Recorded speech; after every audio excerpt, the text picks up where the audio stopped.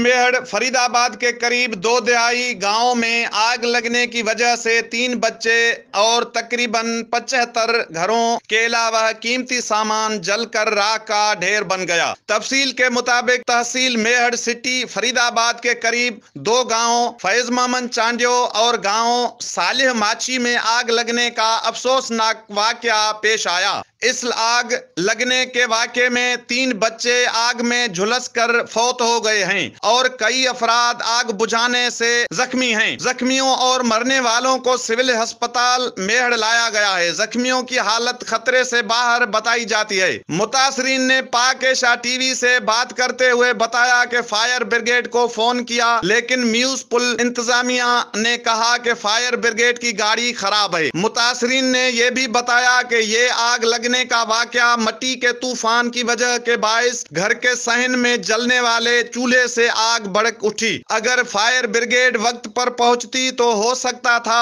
कि हमारा नुकसान कम होता। आग के ये दिल दहलाने वाले मनाजिर काफी टाइम तक दूर दूर तक दिखाई जा रहे थे। करीब के गांव वालों ने और मुतासरीन ने आग से खुद अपनी मदद आप के तहत लड़ते रहे। आधा जला हुआ अपना कीमती सामान निकालते रहे, लेकिन मदद नहीं पहुंची। आग लगने की वजह से 3 कीमती जानों और 75 घरों का अनाज और भी कीमती सामान आग की नजर हो गया। फतेह मोहम्मद चांडियो, पाक एशिया न्यूज, कंबर।